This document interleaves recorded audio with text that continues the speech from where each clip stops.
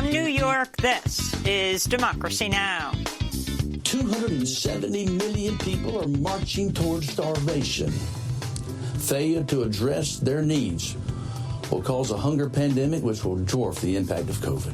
As global hunger surges amidst the COVID-19 pandemic, the World Food Program is awarded the 2020 Nobel Peace Prize. We'll hear part of WFP head David Beasley's acceptance speech, then look at Joe Biden's decision to pick Tom Vilsack to head the U.S. Department of Agriculture again, then to Ethiopia. The situation in Ethiopia is, I think, is really worrying and volatile, and as I had warned, it's spiraling out of control with appalling impact on civilians. The Ethiopian government's blocking international observers into Tigray after Ethiopian Prime Minister Abiy Ahmed launched a military offensive that's displaced tens of thousands of civilians. It was just a year ago today that the Ethiopian Prime Minister won the Nobel Peace Prize. I truly believe peace is a way of life, war a form of death and destruction. Is Ethiopia now on the verge of a civil war? All that and more coming up.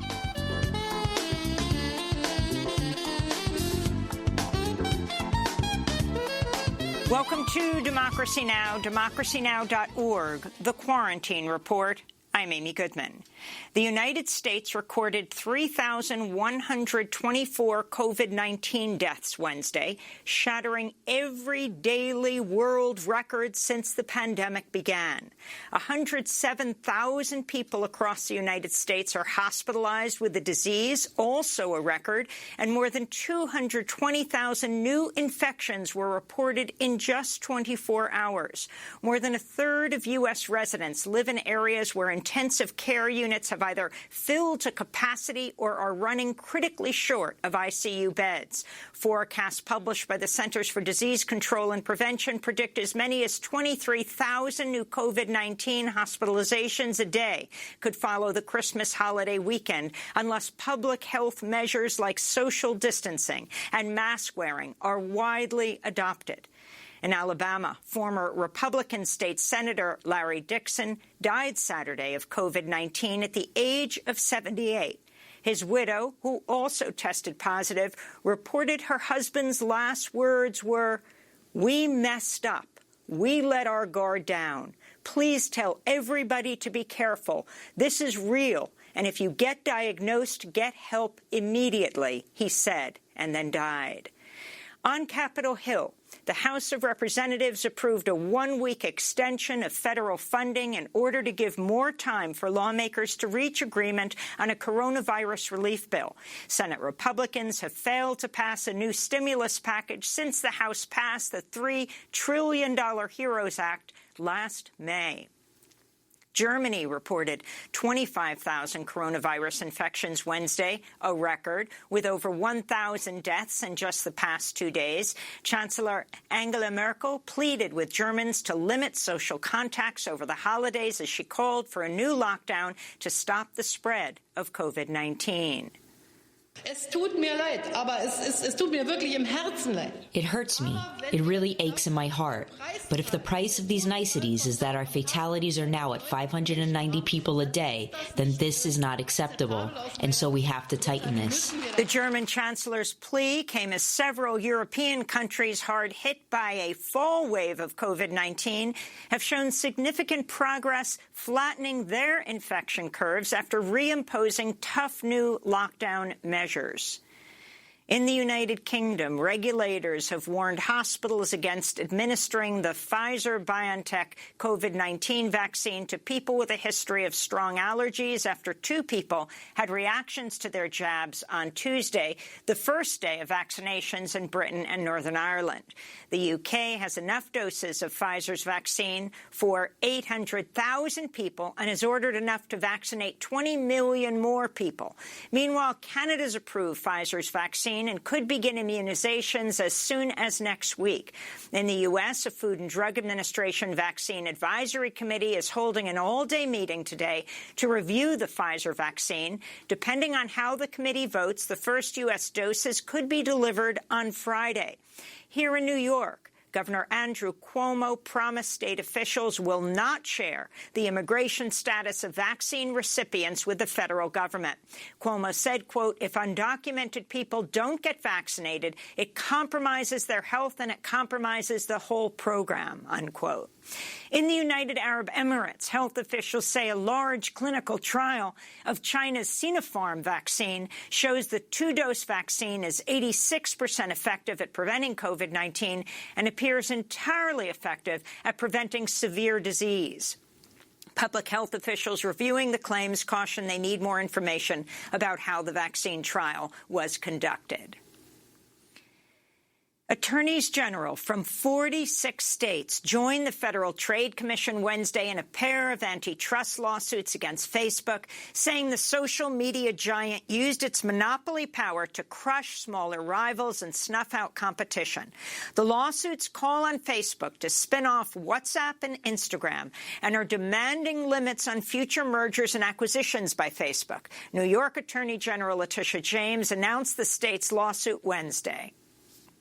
By using its vast troves of data and money, Facebook has squashed or hindered what the company perceived as potential threats.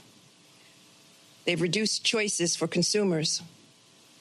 They stifled innovation, and they degraded privacy protections for millions of Americans. President-elect Joe Biden has selected Katherine Tai to serve as U.S. Trade Representative. If confirmed by the Senate, who is Asian American, will become the first woman of color to hold the cabinet-level post. As the top lawyer for the Ways and Means Committee, she pressed the Trump administration for stronger labor protections in the U.S.-Mexico-Canada Agreement on Trade. She also prosecuted several U.S. disputes against China at the World Trade Organization. In related news, Joe Biden has formally nominated retired four-star Army General Lloyd Austin to be Defense Secretary. Austin, who would make history as the first black defense secretary, spoke alongside Biden Wednesday. America is strongest when it works with its allies. And over the years, I've worked hand in hand with our diplomatic colleagues and partners around the globe and witnessed firsthand what we're able to accomplish together. Austin now serves on the board of the leading defense contractor Raytheon as a partner in the venture capital fund Pine Island Capital, alongside Biden's nominee for Secretary of State, Anthony Blinken. Austin can only be confirmed if he secures a waiver from Congress due to laws designed to preserve the civilian control of the military.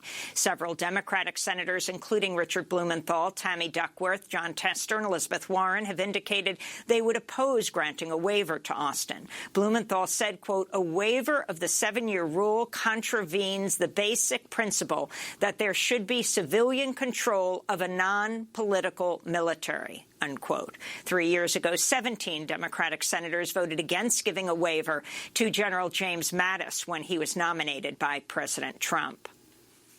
The Trump administration appears set to move ahead with a $23 billion arms deal with the United Arab Emirates after a bipartisan effort in the Senate to block the deal failed. Critics said the arms deal could further destabilize the Middle East and worsen the humanitarian crisis in Yemen. The deal includes the sale of F-35 fighter jets, Reaper drones, and other military equipment made by Raytheon and other U.S. weapons manufacturers. Philippe Nassif of Amnesty International criticized the arms deal, saying, quote, today's vote could be the first act in a domino effect which ends in human tragedy as this country provides capabilities which risk being used to injure and kill thousands of Yemenis and Libyans in their homes, their schools, and their hospitals.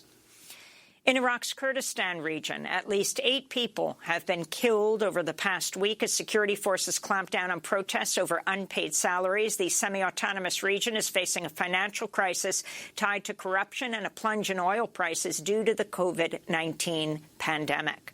In eastern Afghanistan, gunmen shot and killed television journalist Malala Maiwand as she was on her way to work in the city of Jalalabad Thursday, making her at least the 10th Afghan media worker killed this year. Maiwand's driver was also killed in the assassination. No group has claimed responsibility, and the Taliban has denied involvement.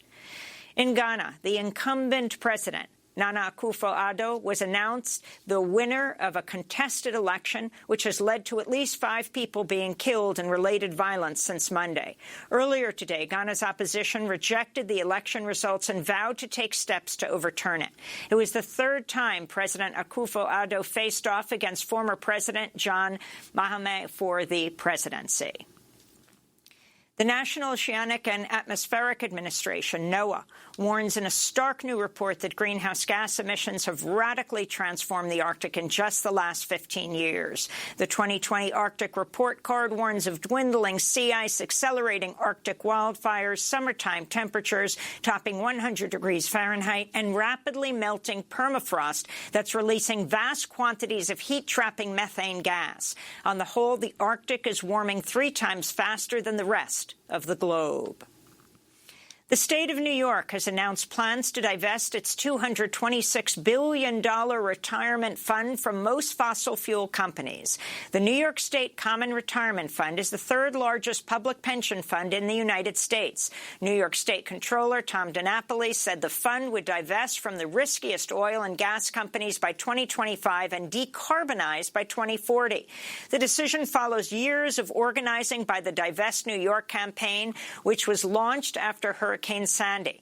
Bill McKibben, co-founder of 350.org, hailed the decision. This is one of the really great, important moments. This is the biggest pension fund to divest yet. It comes from the state that is at the heart of the global financial system. That is, it is smart money. And it comes after the long effort of the comptroller to engage with these oil companies and try to knock some sense into them. President Trump has asked the Supreme Court to side with Texas Attorney General Ken Paxton in a lawsuit to overturn Joe Biden's election victory. Paxton sued the states of Pennsylvania, Georgia, Michigan, and Wisconsin and has asked the Supreme Court to block the states from voting in the Electoral College. 17 Republican attorneys general have backed Paxton's extraordinary lawsuit. Trump's last-ditch effort to overturn the election results come as Paxton and several other Republican attorneys general are set to meet with Trump for a private luncheon today at the White House. All 50 states and the District of Columbia have now certified their presidential election results. On Monday, Electoral College voters will meet in their respective states to formally cast their votes for president. President Trump's top campaign attorney, Rudy Giuliani, left Georgetown University Hospital in Washington Wednesday after 4 days of treatment for COVID-19. Giuliani told New York radio station WABC he received the same drugs President Trump got during his battle with the coronavirus in October. Giuliani's special treatment followed similar care administered to Trump allies Chris Christie and Ben Carson, both of whom received experimental antibody therapies for severe cases of COVID-19. The drugs produced by Eli Lilly and Regeneron are in such short supply that many states and hospital systems have set up a lottery system to determine who will receive them. Meanwhile, Jenna Ellis, another Trump campaign attorney who worked in close contact with Giuliani, has tested positive for COVID-19. Federal officials are investigating Hunter Biden, focusing on his taxes and business dealings in China. Investigators had not disclosed any new information about the probe until recently because of Justice Department guidelines barring overt actions that could affect an election. Hunter Biden maintains he has done nothing wrong. In Minnesota, the Minneapolis City Council passed a budget today that redirects about $8 million from the police department. The funds will go towards violence prevention, mental health response, and other services, but does not reduce the number of police officers and maintains new hiring targets after Mayor Jacob Frey threatened to veto any staffing reductions. The budget is a far cry from the City Council's pledge this summer to dismantle the Minneapolis Police Department at the height of the racial justice protests following the police killing of George Floyd. In California, the freshly sworn-in Los Angeles District Attorney George Gascon announced plans for sweeping changes to LA's criminal justice system during his inaugural address this week. Gascon called for ending the death penalty, ending cash bail for minor offenses, and reducing the prison population by quickly resentencing prisoners who are serving excessive terms. He also promised to end harsh penalties for children arrested for minor drug offenses. Kids experiment with drugs. But the painful truth is that the disadvantaged kids that get caught tend to go to juvenile hall, while kids in wealthier communities tend to go to rehab. George Gascon is a former police officer who previously served as the district attorney of San Francisco. He ran as the progressive alternative to 8-year incumbent Jackie Lacey, who critics say too often sided with police and had come under fire more recently after her husband pulled a gun on Black Lives Matter protesters earlier this year. Johns Hopkins, the 19th century businessman and namesake of the prestigious hospital and university in Baltimore, Maryland, enslaved at least 4 black people before the Civil War.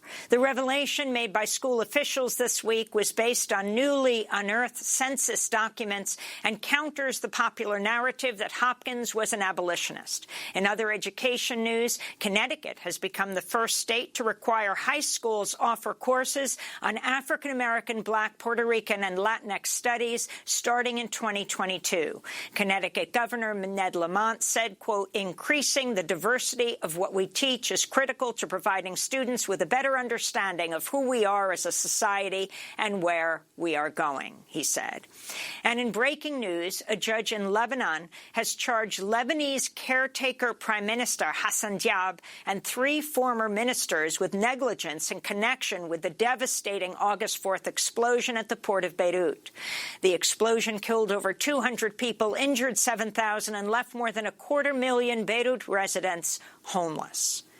And those are some of the headlines. This is Democracy Now!, democracynow.org, The Quarantine Report. I'm Amy Goodman in New York, joined by my co-host Nermeen Sheikh. Hi, Nermeen.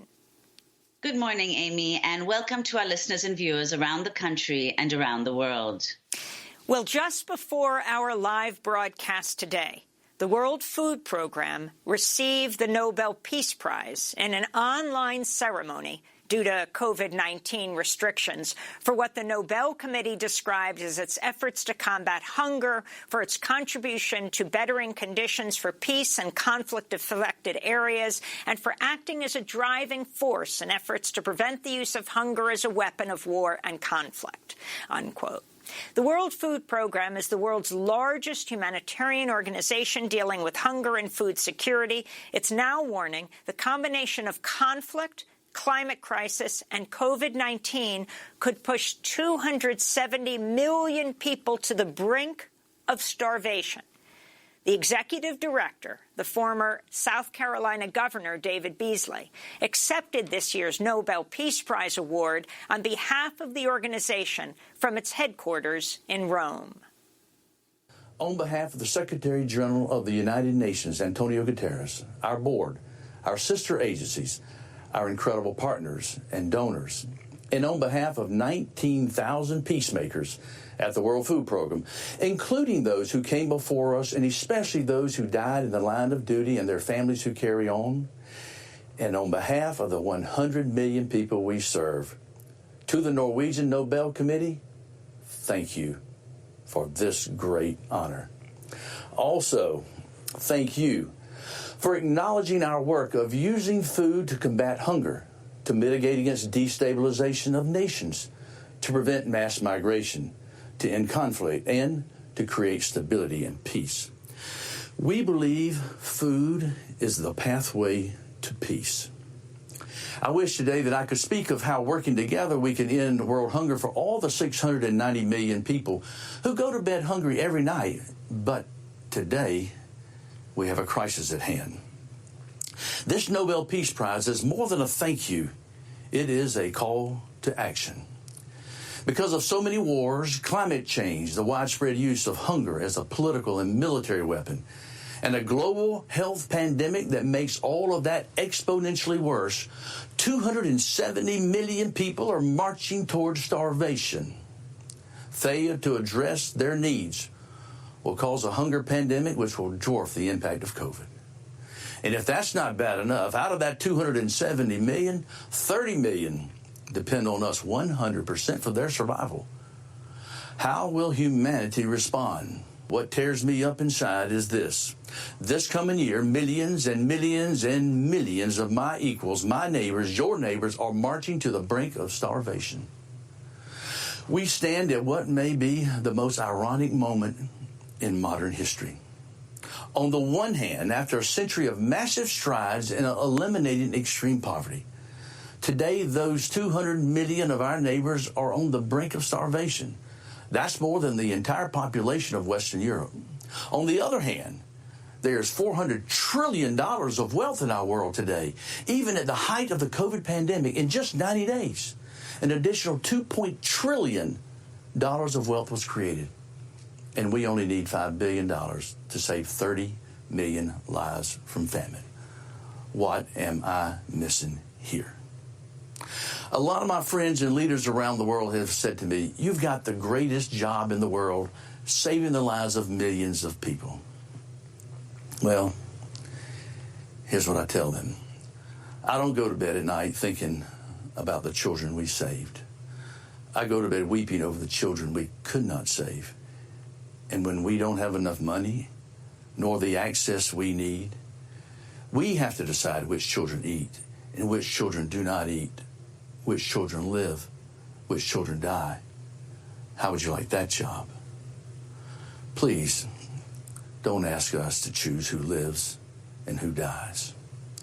In the spirit of Alfred Nobel, as inscribed on this medal, peace and brotherhood, let's feed them all. Food is the pathway to peace. Food is the pathway to peace. That's World Food Program Executive Director David Beasley accepting this year's Nobel Peace Prize award on behalf of the organization from its headquarters in Rome on today, International Human Rights Day. When we come back, we look at the hunger crisis with Ricardo Salvador of the Union of Concerned Scientists. We'll also ask him about President-elect Biden's pick to head the U.S. Department of Agriculture, which could play a key role in feeding millions of Americans facing food insecurity during the pandemic. And then we'll look at the crisis in Ethiopia. Stay with us. Come round by our side and we'll sing you a song. So softly, let's do no one, oh so softly. On Birmingham Sunday, the blood red like wine, like wine. And the choir kept singing of freedom. That cold autumn morning, no eyes saw the sun.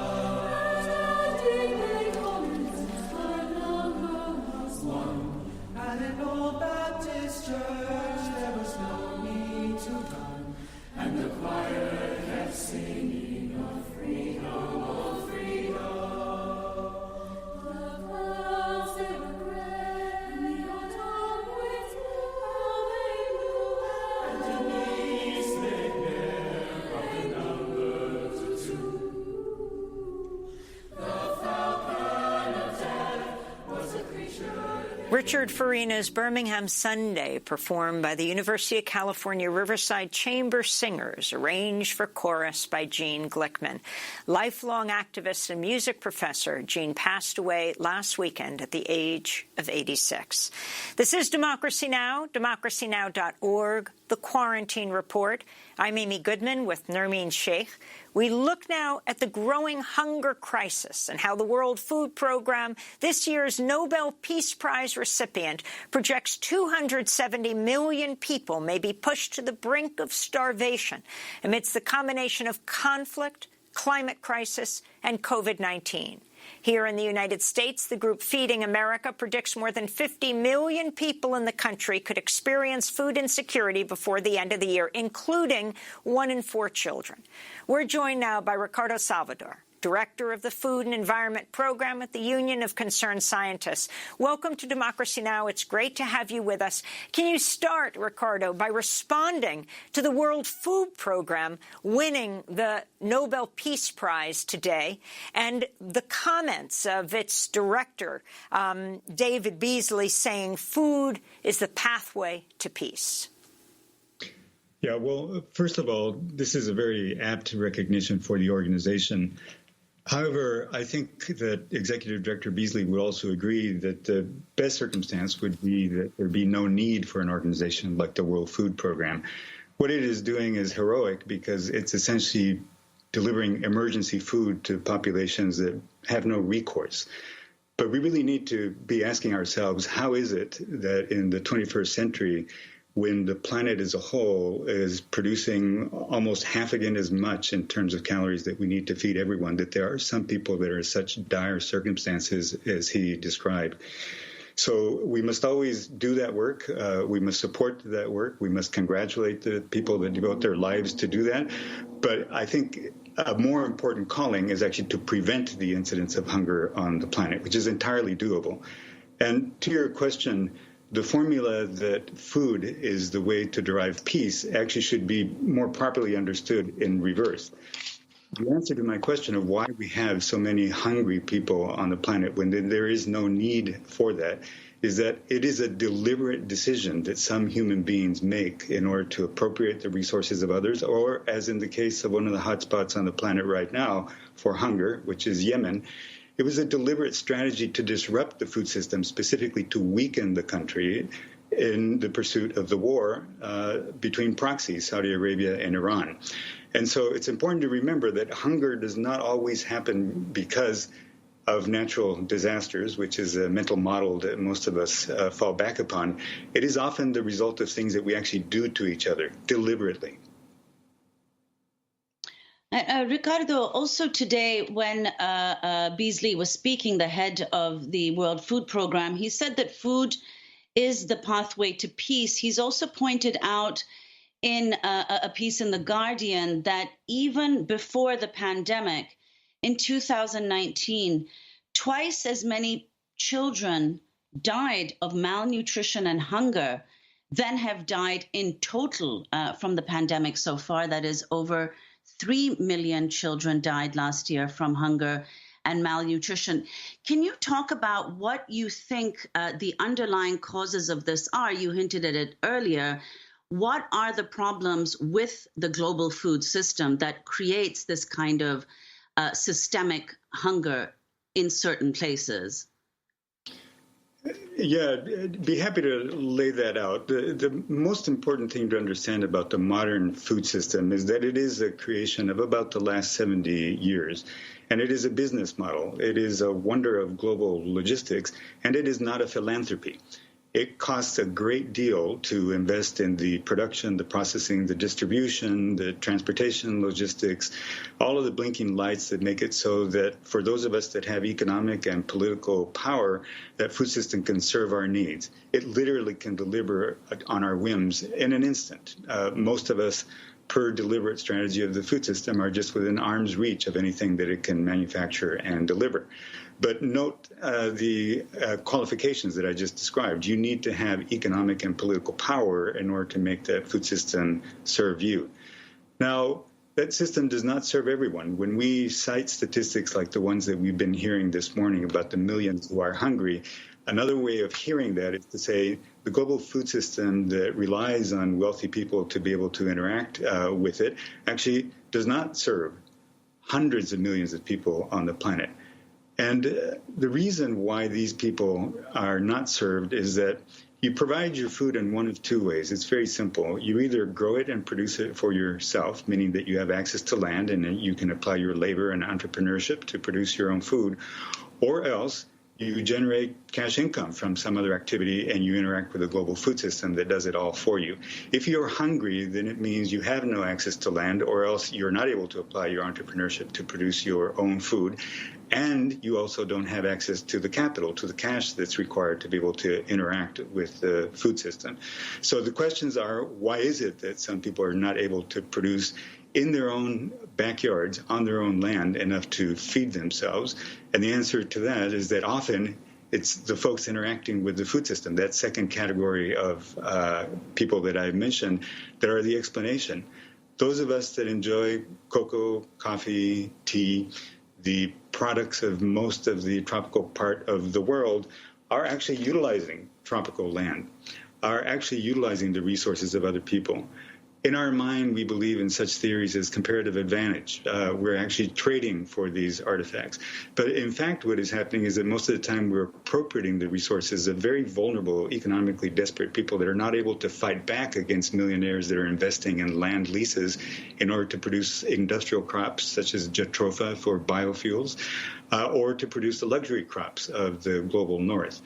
And so it's very important to understand that, as I mentioned at the outset, these are deliberate human decisions, tactics that look like investment decisions to other people, but in fact actually have the perverse result of immiserating and making other people hungry in different parts of the planet.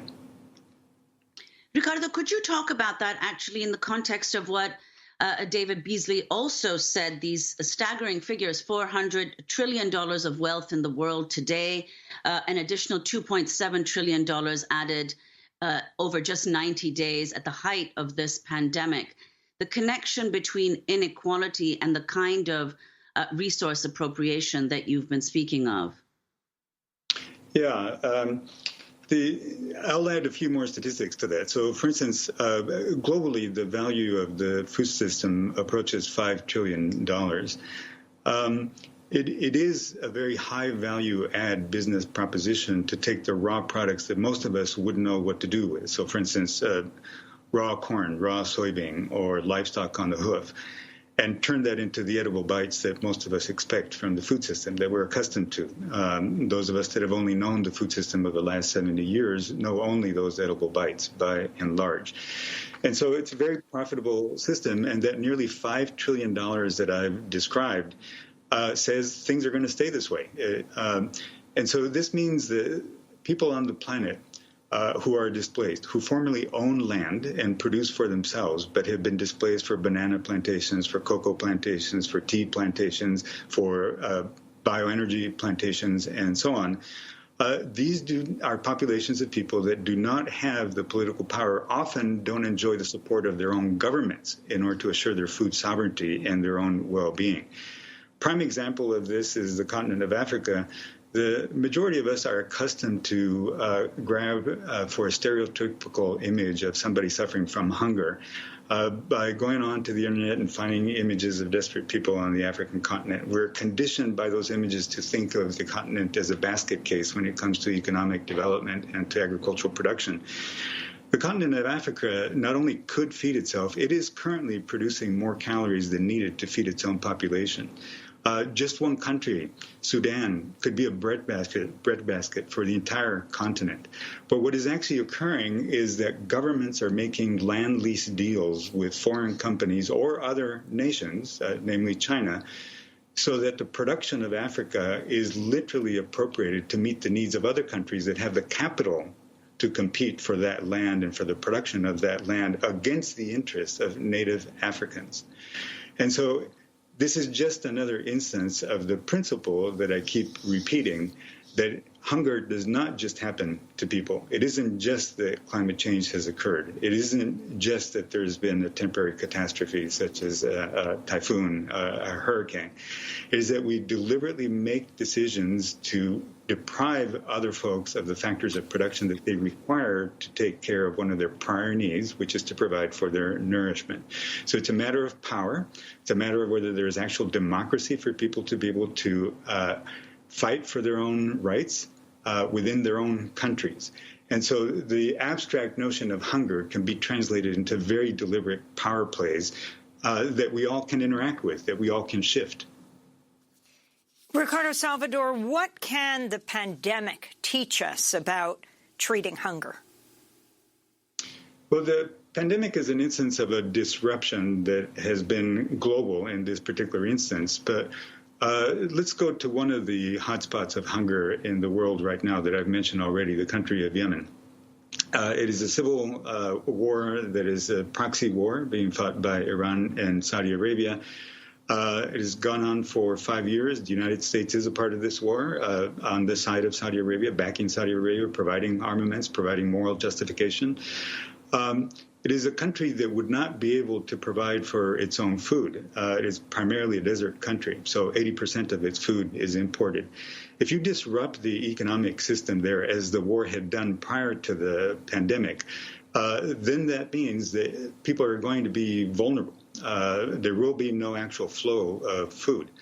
But the pandemic has actually exacerbated that to the point where essentially the 85% of food that has to be imported to meet the demand of the internal population has been disrupted just logistically. Just because of the war, the food cannot get in. And so there are two ways that you don't have access to food. One is the one that I just described, physical access.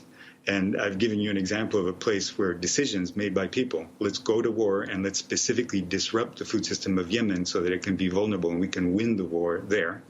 So an intentional act. Or the other way that you cannot have access is because you don't have the capital, you don't have the cash. And so the fundamental thing to remember always in these situations is you must provide access so that people can actually meet their own needs. And one of those two ways.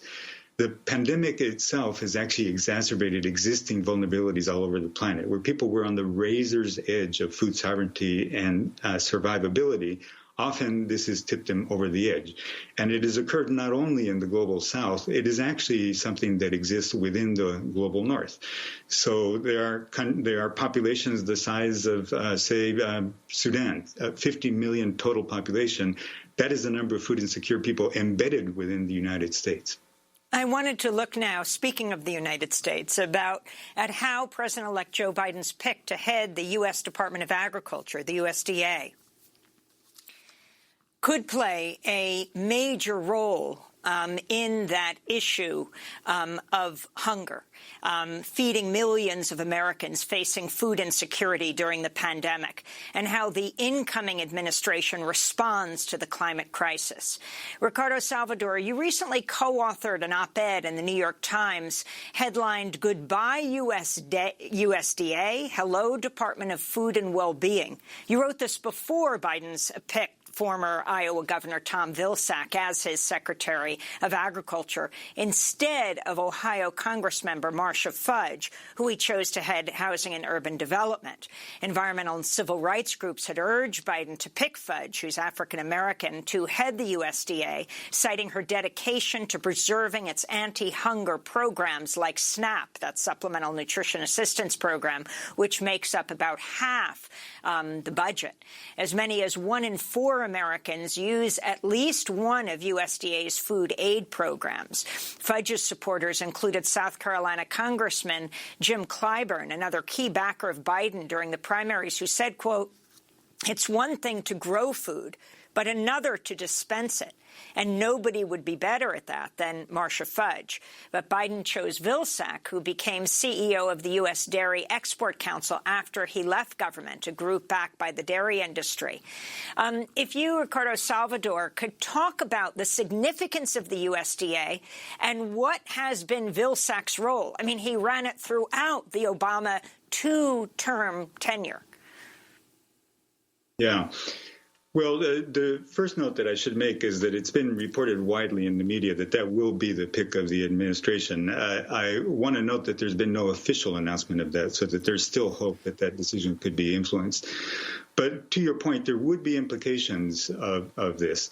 we are living in a historical moment. It isn't just that the pandemic that we've been discussing has disrupted the food system as well as other systems across the planet. It's that we're also in the middle of an attack on democracy around the planet. It is also that we are living at a time when the public at large is beginning to doubt the foundations of modernity, which is the scientific approach to things. And also, we're at a time where there is a massive racial reckoning, which is connecting the history, the foundations of today's modern economies to exploitation. And at this historical moment, any change in administration is an opportunity to strike in a new direction. So obviously, going back to a secretary of the past is not the way to strike in a new direction. That is status quo. And I need to be clear that while I acknowledge that is a very difficult job, and Secretary Vilsack did as good a job as one could expect during the time that he was in, the blemishes in his administration have to do with the issues that have to change about the department. There was manipulation of data and reports that his administration issued purporting that African farmers had been better served during his administration. We now know that was not true. And by the way, the significance of this is that this is a department that has actually had to settle legal lawsuits for billions of dollars, acknowledging that they have actively discriminated against African American, Native American, Latinx, and women farmers and ranchers. Who does that leave? That they've been preferentially serving since it being established in 1862. The farming population in the United States is dominantly white. It's unnaturally white. It's 96% white. And so in the 21st century, you can't have an institution with the profile of serving preferentially a very small sliver of the entire population. Its original remit was to be a people's department, and this was at a time, 1862, the date of its founding, when the majority of the population were rural, and when there was a significant number of people that derived their livelihood from farming itself. So it did make sense that at that time, your primary stakeholders would be farmers. But it's 2021. In the United States, nominally 2 million farmers still ply that trade. We all depend on them, but the country is 320 million people. And we all have a stake in the food system. It determines whether we're healthy or not. It determines whether we're susceptible to diseases like the COVID pandemic and so on. So the stakeholders in USDA are all of us. That A doesn't stand for agribusiness, which is the way that secretaries of agriculture normally behave. And this is a secretary, Mr. Vilsack, whom I respect, but who has come from 4 years of working for agribusiness, as you just noted. And so that's not the profile of somebody that is going to be able to be independent of agribusiness and serve a much broader set of public interests, which you've listed. We all have a stake in having physical and economic access to a nourishing system that is equitable, not only in terms of who gets to eat, but also in terms of who gets to farm, who gets to participate in the business of food and agriculture. And Ricardo, before we conclude, you point out in that New York Times piece the question of food insecurity in the U.S. 10% of households were already food insecure before the pandemic. That number has now doubled. You also say that nearly 75% of Americans are clinically overweight or obese, making them, of course, more vulnerable to COVID-19 in addition to other health problems. So could you, explain the difference between food insecurity and hunger, and what this phenomenon in America, which is, of course, in the U.S., the richest country in the world, what it reveals about the food system here and the failures of the USDA as it's been constituted? Yeah, clinically, you're suffering from hunger when you have caloric deficiency or some other nutrient deficiency that is affecting your ability to thrive. It will stunt the growth of children, for instance, and this is one of the ways in which we actually measure that hunger is occurring. However, food insecurity is rampant and has just as profound an effect. We define that as basically the percentage of your time that you spend worrying about where your next meal is going to come from. And if you're in that population, then obviously this is going to take major mind share, and you will not be able to flourish because the primary concern is how you're going to be able to meet your nutritional needs, your food needs. And so the fact that in a wealthy country like the United States, we should have prior to the pandemic, about 10% of the population, and now about 20% of the population that are dealing with food insecurity should be a national shame. This situation just should not occur. Now, what it reveals, in answer to your question, has to do with who these people are. When you look at who they are, one of the things that you discover is that they are disproportionately what in the United States we call the people of color. This means other than the descendants of Northern Europeans that settled the country a few hundred years ago.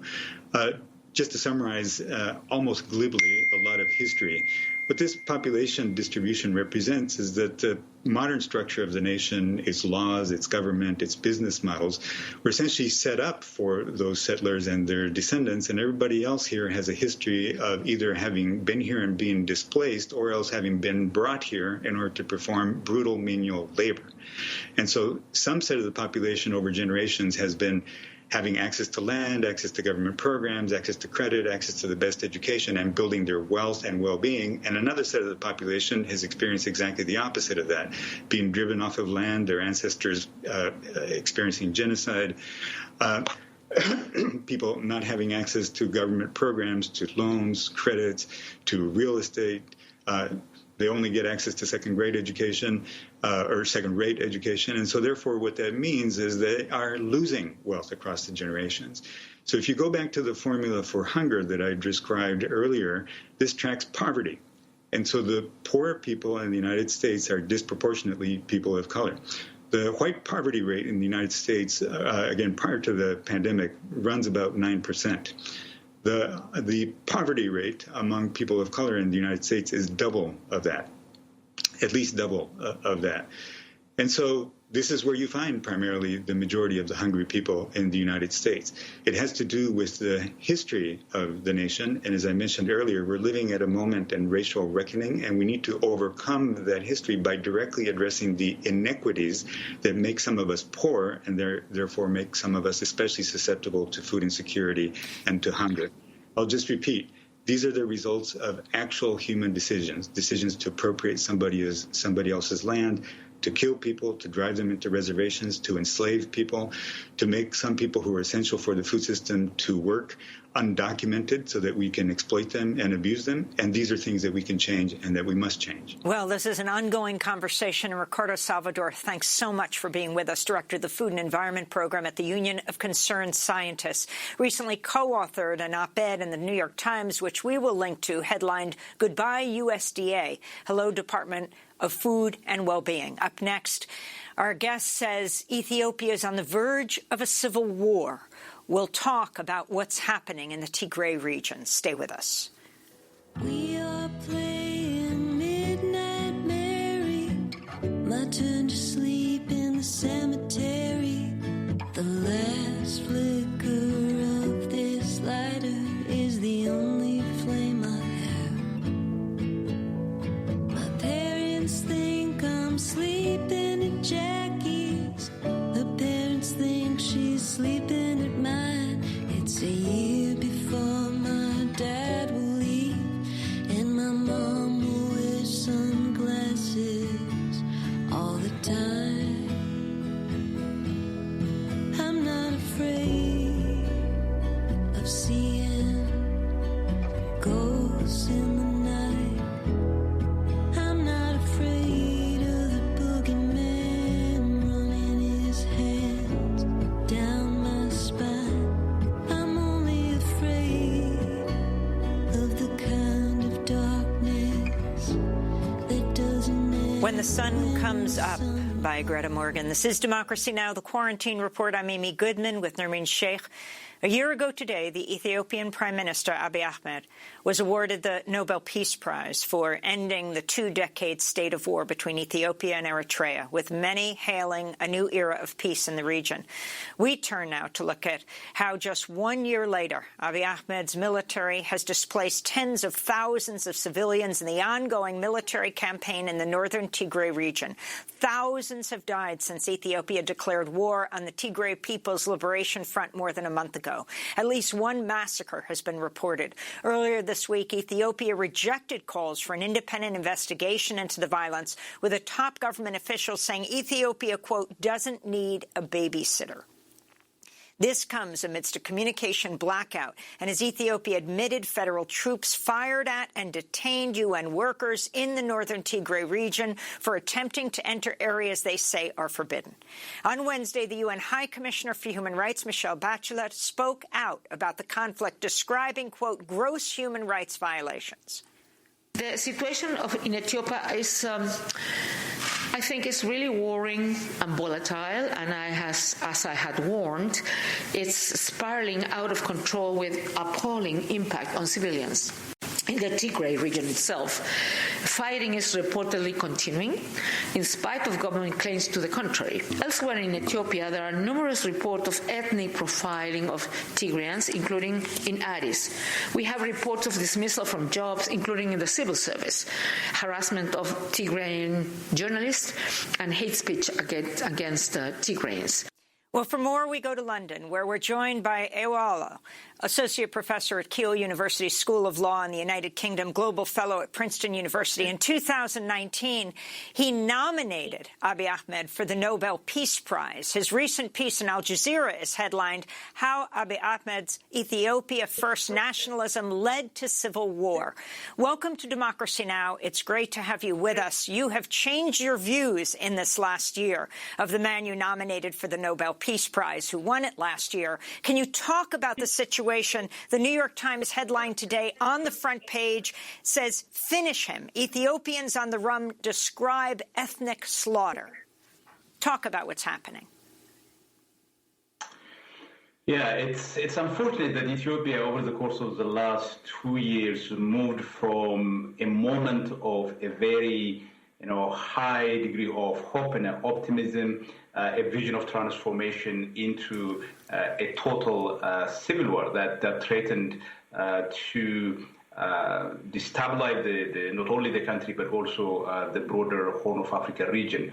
I think a number of people who saw the way in which things were changing in Ethiopia when the Prime Minister came into power had exactly the same views that I had, that this was a very transformational figure who is committed to the ideas of peace, of reconciliation, of justice, because he consistently talked about these ideas. He mobilized them, in literally every speech that he gave in the first 2 months of coming to office.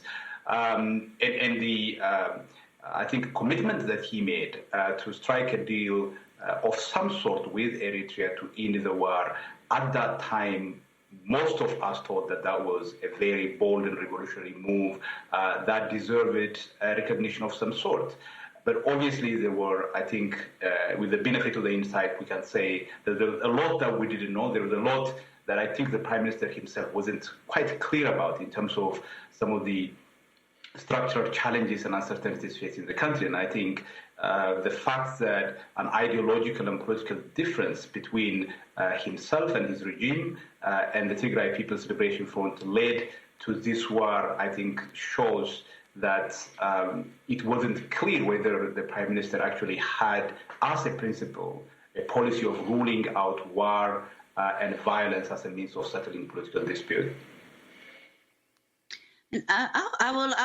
Could you give us some historical context for this conflict? I mean, the TPLF, the Tigray People's Liberation Front, they dominated for decades the ruling coalition in Ethiopia. They constitute only 6% of the population. What is the source and origin of the conflict between the Abiy central government and the Tigray people? So the difference between the two is primarily political, in the sense that there was a struggle over power from the moment when the Prime Minister came to office, and then that difference over the course of time evolved into an ideological difference. So when the Prime Minister came to power on the back of the Oromo protest movement that catapulted him to the office of the Prime Minister, that meant that the hegemony that the ethnic Tigrayans or TPLF had in Ethiopian politics came to an end. And TPLF wasn't particularly happy with the way in which the Prime Minister changed some of the things, removed some officials of TPLF from power, particularly the fact that the federal government wanted some key members of TPLF to be held accountable for crimes of the past. So those political differences over the course of time evolved into an ideological difference. And this is something that most of us didn't know quite clearly, in the sense that the Prime Minister, when he came to power, he seemed to be someone who believed in the kind of multinational federal arrangements that existed at the time in the country, which was a kind of affirmative action system put into place to redress the inequities of the past.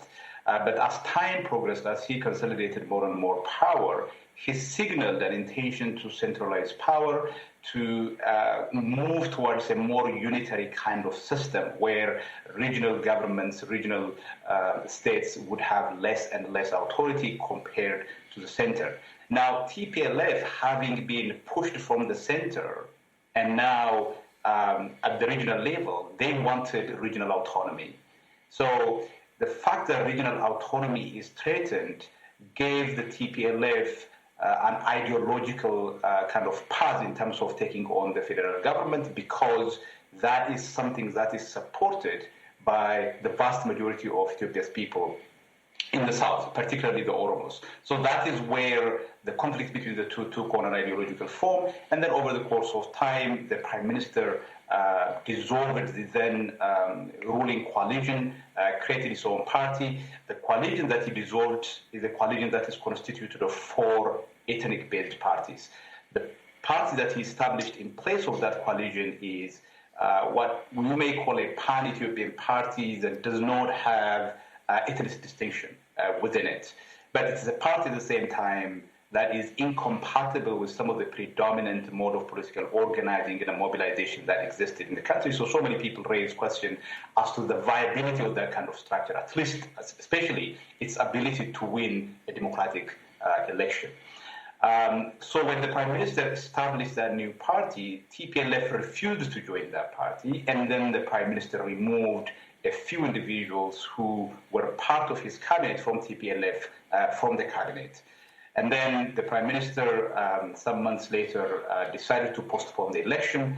When the election was postponed, TPLF said they will go ahead and hold the election because it's constitutionally mandated. The federal government withdrew recognition from the Tigray Liberation Front as a government of the Tigray region. And then the Tigray regional government also declared that it would not recognize the legitimacy of the federal government. So you can see how those differences over political and ideological differences led to a series of events ultimately leading to a military confrontation.